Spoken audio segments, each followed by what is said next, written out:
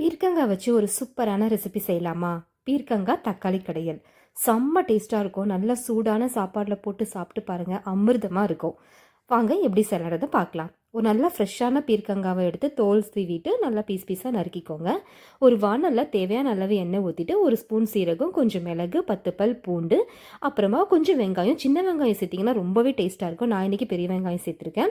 காரத்துக்கு ஏற்றாப்புல பச்சை மிளகா இது எல்லாத்தையும் வதக்கிட்டு தக்காளி, நல்லா பழுத்த தக்காளியாக ஒரு 2 பெரிய தக்காளி சேர்த்துக்கோங்க. தக்காளி கடையில் இல்லையா, அதனால தக்காளி நிறைய நம்ம சேர்க்குறோம், புளி நம்ம சேர்க்க மாட்டோம். அப்புறம் நறுக்கி வச்சுருக்க பீர்க்கங்காவை நல்லா சேர்த்து கலரி விட்டுக்கோங்க. இப்போது கொஞ்சம் மஞ்சத்தூள், தேவையான அளவு உப்பு, அப்புறம் இன்னும் கொஞ்சம் காரம் வேணால் வெறும் மிளகாத்தூள் நம்ம தேவையான அளவு சேர்த்துக்கலாம். இது எல்லாத்தையும் சேர்த்துட்டு நல்லா மிக்ஸ் பண்ணிவிட்டு ஒரு மூடி போட்டு மூடிடுங்க. தண்ணியே ஊற்ற தேவையில்லை, ஏன்னா பீர்க்கங்காயிலேருந்தே நல்ல தண்ணி வரும். ஒரு 5 நிமிஷம் கழித்து எடுத்து பார்த்தீங்கன்னா நல்லா வெந்திருக்கும். நீங்கள் தொட்டு பார்த்தாலே தெரியும். அதுக்கப்புறம் மத்து வச்சோ இல்லை நீங்கள் கீரை கடையிறதுக்கு இந்த மிஷின் கூட இருக்குல்ல, அதை வச்சோ நீங்கள் நல்லா கடைஞ்சிட்டிங்கன்னா பீர்க்கங்காய் தக்காளி கடையல் ரெடி. உப்பு மட்டும் சரி பார்த்துட்டு போட்டுக்கோங்க. இதுக்கு ஒரு தாளிப்பு கொடுத்துடலாம். ஒரு கொஞ்சமாக எண்ணெயில் உளுத்தம்பருப்பு, சோம்பு, காஞ்ச மிளகா, அப்புறம் கொஞ்சம் பெருங்காயத்தூள் இது எல்லாத்தையும் சேர்த்துட்டு நல்லா தாளித்த உடனே அது மேலே கொட்டிடுங்க. கொத்தமல்லி கருவேப்பிலை வேணாலும் சேர்த்துக்கலாம்.